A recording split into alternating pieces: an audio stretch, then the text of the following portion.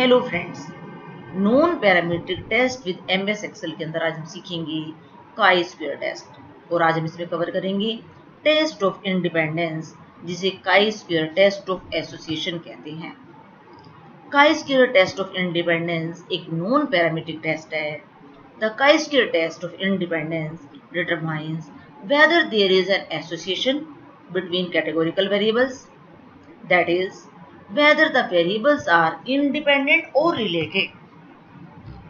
आइए एग्जाम्पल के साथ समझिए। whether there is relationship or association between skill and gender। तो यहाँ जब हम स्किल पूछेंगे दो लेवल पर, आप स्किल्ड हो या अनस्किल्ड हो। जेंडर में आपका जेंडर आप मेल हो या फीमेल हो। This test utilises a contingency table to analyse the data. Contingency table also known as cross tabulation, cross tab or two-way table is an arrangement in which data is classified according to two categorical variables. The categories for one variable appear in rows and the categories for other variable appear in columns. Each variable must have two or more categories. Each cell reflects the total count of cases for a specific pair of categories. आइए इन सब बातों को समझते हैं अपनी table की help से। ये मेरे पास एक कंटीजेंसी टेबल, यहाँ पर ये स्किल्ड की दो लेवल्स, स्किल्ड अनस्किल्ड, जेंडर के मेल फीमेल। ये क्या है? ये काउंट है, ये फ्रीक्वेंसी है। ये बताता है कि मेरी डेटा के अंदर ऐसे मेल मेंबर जो स्किल्ड हैं वो कितने हैं, वो 40 हैं। तो मेरा एक वेरिएबल कॉलम में और दूसरा वेरिएबल रोज में है। तो इस तरह की टेबल कंटीजेंसी टेबल कहलाती है। हमारे पास जो रो डेटा आएगा उस डेटा को हम टेबल के अंदर कन्वर्ट करेंगे। हम खुद भी कर सकते हैं और सॉफ्टवेयर भी कर देता है। Data requirement, two categorical variables, जैसे हमारे ऊपर वाले एग्जांपल में जेंडर और स्किल। टू और मोर कैटेगरीज, जैसे यहाँ पर हमारे पास स्किल की दो कैटेगरीज, स्किल अनस्किल्ड, यहाँ पर दो से ज्यादा भी हो सकती हैं, स्किल्ड, सेमी स्किल्ड और unskilled. Independence of observations, there is no relationship between the subjects in each group. The categorical variables are not paired in any way, for example pre test और पोस्ट टेस्ट ऑब्जर्वेशंस। इसके लिए हमारे पास अलग से non parametric test है जो chi square के अंदर ही आता है, उसका नाम है McNemar. Relatively large sample size, expected frequency should be at least 5 for the majority, means about 80% of the sales.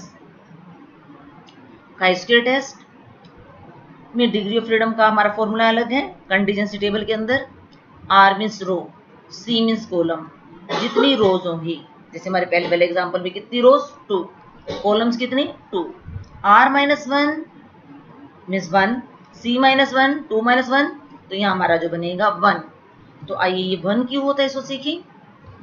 देखिए मेरे पास एक एग्जांपल, टोटल रिस्पोंडेंट 100, जिसमें 50 स्किल्ड 50 अनस्किल्ड। इसको अगर जेंडर की बेसिस पर करें 60 मेल 40 फीमेल। अगर मैं यहाँ पर स्किल्ड में कोई एक फ्रीक्वेंसी लिख देती हूँ, फॉर एग्जाम्पल मैंने 20 लिख दिया, तो यहाँ पर मैं अपनी चॉइस से नहीं लिख सकती। यहाँ पर इसका रिमेनिंग 50 में से लेस करने पर 30 ही आएगा। इसी तरह यहाँ भी कोई चॉइस नहीं बचती, यहाँ भी कोई चॉइस नहीं बचती। तो हमारी यहाँ पर जो चॉइस 1 थी, जो हमने फॉर्मूले की हेल्प से भी सीखा, हमारी डिग्री ऑफ फ्रीडम 1 आया था। तो फॉर्मूले की हेल्प से 2 - 1 इंटू 2 - 1 1। आइए डेटा कैलकुलेशन की हेल्प से हम एक सीखें, और उसके लिए मेरे पास जो स्टेटमेंट है, whether there is relationship or association between preference for the subjects and the gender of students। Subjects में 3 subjects, commerce, arts and science. Gender में मेल या और फीमेल। हम ये देखना चाहते हैं क्या ये सब्जेक्ट की प्रेफरेंस जेंडर पे डिपेंड करती है या नहीं करती। This test utilises a contingency table to analyse the data. और इस केस में जो हमारी हाइपोथेसिस लिखने का दो तरीके हैं। Variable 1 is independent of variable 2, और alternate hypothesis, variable 1 is not independent of variable 2। या हम एसोसिएटेड वर्ड भी यूज कर सकते हैं। और हमारे इस एग्जाम्पल में हमने नल हाइपोथेसिस ली है preference of subject is not associated with gender, यानी उसका जेंडर से कोई लेना देना नहीं है। और alternate hypothesis preference of subject is associated with gender. तो आइए अब हम चलते हैं एक्सेल के अंदर और अपनी स्टेटमेंट को समझते हैं। ये मेरी स्टेटमेंट, जो मेरा डेटा है, ये रिस्पोंडेंट आईडी जो मेरे पास 1 2 3 लिखा है, और जेंडर में मेल फीमेल, और प्रेफरेंस ऑफ सब्जेक्ट में हर रिस्पोंडेंट से पूछा गया मेल है तो ये फर्स्ट कैंडिडेट कॉमर्स लेना चाहता है, दूसरा फीमेल है ये कॉमर्स लेना चाहती है, जैसे फिफ्थ तुम्हारे पास फीमेल है ये आर्ट्स लेना चाहती है। तो इसके अंदर हमें इसकी कंटीजेंसी टेबल बनानी होगी। कंटीजेंसी टेबल बनाने के लिए मैं हेल्प ले रही हूँ पीवीट टेबल की। पीवीट टेबल, तो यहाँ पर ये पीवीट टेबल का डायलॉग बॉक्स ओपन हो जाता है। यहाँ मुझे अपनी रेंज सेलेक्ट करनी है। रेंज सेलेक्ट करते समय अपने हेडिंग्स के साथ हम इसको सेलेक्ट करते हैं। यहाँ पर मेरे पास 42 रिस्पोंडेंट्स का डेटा है। आउटपुट हम रिपोर्ट करें न्यू वर्कशीट में और ओके करते हैं। ओके करते ही यहाँ पर हमारा पीवीट टेबल फील्ड लिस्ट और हमारे हेडिंग्स में जेंडर को लेके जाना दिखाना चाहती हूँ कॉलम के अंदर, और प्रेफरेंस ऑफ सब्जेक्ट्स को रो के अंदर। मेरी साथ साथ टेबल बननी तैयार हो जाती है। एक बार मैं प्रेफरेंस सब्जेक्ट्स को, क्योंकि ये वैल्यूज शो करे तो इसको मैं दे देती हूँ। तो ये देखिए मेरी टेबल तैयार होगी। टोटल रिस्पोंडेंट 42, 13 ने आर्ट्स अडॉप्ट की और 13 ने कॉमर्स और साइंस 16 ने। आइए देखें हमारा जो एसोसिएशन का हमारा जो हाइपोथेसिस था उसको चेक करें। मैं इस डेटा को सिलेक्ट करके अपनी मेन शीट में यहाँ पर पेस्ट कर लेती हूँ, और पेस्ट करते समय एज वैल्यूज पर मैं क्लिक करूँगी। ये मेरी टेबल है। मैं यहाँ पर मैं इस कॉलम की विड्थ को बढ़ा देती हूँ। ये रो लेवल्स हैं, इनको मैं एक बार हाईलाइट कर देती हूँ और साथ में सेंट्रलाइज कर देती हूँ। काई स्क्वायर टेस्ट अवेलेबल है एडिन्स के अंदर, मेगा स्टैट्स और मेगा स्टैट्स में chi square cross tab. Cross tab में हमारी पहली ऑप्शन, अगर मेरा डेटा कंटीजेंसी टेबल की फॉर्म में है तो मैं कंटीजेंसी टेबल पर क्लिक करती हूँ। इस टेबल में से मैं पहले वाली सिलेक्शन को क्लियर कर रही हूँ और हमारी प्रोसेसिंग चल रही है। और इसके अंदर इनपुट रेंज हमें ध्यान रखना है। इनपुट रेंज हमने अंदर के सेल्स सेलेक्ट करने हैं, हमें टोटल सेलेक्ट नहीं करना। और यहाँ पर मैं काई स्क्वायर, एक्सपेक्टेड वैल्यूज और परसेंटेज ऑफ कॉलम को क्लिक करती हूँ। ओके करती हूँ। ओके करते ही मेरे पास रिजल्ट आ गए। ये रिजल्ट है मेरे पास। ये काई स्क्वायर की कैलकुलेटेड वैल्यू दिखा रहा है, ये डिग्री ऑफ फ्रीडम है और ये पी वैल्यू है। हम यहाँ पर एक बार क्रिटिकल वैल्यू या टेबल वैल्यू जिसे हम कह सकते हैं वो भी कैलकुलेट कर लेते हैं। तो टेबल वैल्यू के लिए मैं जो फॉर्मूला यूज करूंगी वो है हमारा CHIINV probability level of significance. तो मेरा लेवल ऑफ सिग्निफिकेंस यहाँ पर 0.05 जो हम नॉर्मली लेते हैं, और डिग्री ऑफ फ्रीडम 2 है।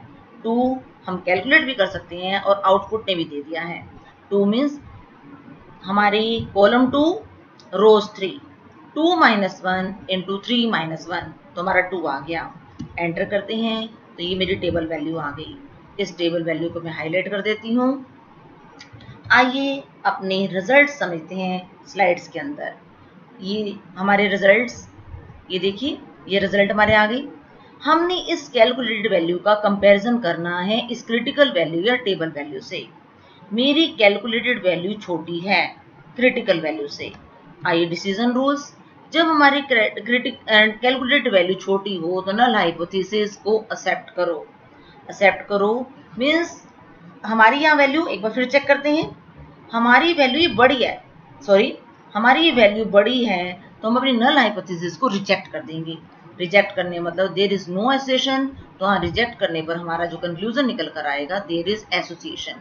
और ये पी वैल्यू, इसका कंपैरिजन हम करते हैं लेवल ऑफ सिग्निफिकेंस से। लेवल ऑफ सिग्निफिकेंस जो अल्फा बी कहलाता है, यहाँ पर हमारा लेवल ऑफ सिग्निफिकेंस 0.05 है। तो ये वैल्यू हमारी छोटी है तो इसके अकॉर्डिंग भी null hypothesis will go, means हम नल हाइपोथेसिस को रिजेक्ट कर देंगे। रिजेक्ट करने पर हमारा सेम डिसीजन आया, और जो हमारा डिसीजन बनेगा, since the p value is less than our chosen significance level alpha is equal to 0.05, we reject the null hypothesis. Rather, we conclude that there is an association between gender and preference. आइए फिर से चलते हैं Excel के अंदर, और अगर हमारे पास ये डेटा, जैसे हमारे पास यहाँ पर मेल और फीमेल है, अगर मैं मेल को 1 मान लूँ और फीमेल को 2 मान लूँ, और कॉमर्स को 1, आर्ट्स को 2 और साइंस को 3 मान लूँ, तो मेरे डेटा का फॉर्मेट कैसा हो जाएगा? ये देखिए ऐसा हो जाएगा। ये रिस्पोंडेंट आईडी, ये जेंडर, ये प्रेफरेंस फॉर सब्जेक्ट, और यहाँ पर मैंने कोडिंग लिख ली है। और इसके लिए हमारा एडिंस के अंदर मेगा स्टैट्स के अंदर काई स्क्वायर क्रॉस टैब, और यहाँ पर मैं जो ऑप्शन क्लिक करूंगी क्रॉस टैब्यूलेशन में रो वेरिएबल, जिनको आप रो में देना चाहते हैं, रो में मैं देना चाहती हूँ सब्जेक्ट्स। इस रेंज को हम सेलेक्ट कर लेते हैं। स्पेसिफिकेशन मीन्स कोडिंग, तो इस कोडिंग को यहाँ पर जो सब्जेक्ट्स के लिए मैंने दी है इसको मैं सेलेक्ट कर लेती हूँ। कॉलम के लिए जो मेरा है जेंडर, तो यहाँ पर मैं इस जेंडर को सिलेक्ट कर लेती हूँ। और इसकी रेंज के लिए हमारी कोडिंग, और इसकी कोडिंग है हमारे पास male equal to 1, female equal to 2, और यहाँ पर काई स्क्वायर हमने साथ में परसेंटेज ऑफ कॉलम और एक्सपेक्टेड वैल्यूज, और हम साथ में ओके कर देते हैं। ओके करते ही देखिए उसी तरह से हमारे पास सेम रिजल्ट्स, ये रिजल्ट्स हमारे पास ऊपर भी नोट है और ये सेम आ रहे हैं। तो हमारा चाहे डेटा समरी डेटा हो, मीन्स कंटीजेंसी टेबल हो, या हमारे पास पूरा डेटा रिस्पोंडेंट वाइज एक रिस्पोंडेंट का अलग अलग डेटा हो, तो हमने दोनों तरीकों से सीखा। Test of independence chi square का जो वर्जन पार्ट है, टेस्ट ऑफ इंडिपेंडेंस एक्सेल की हेल्प से कैसे कैलकुलेट करते हैं। Friends, I hope this video will be useful for you. Thank you, my friends.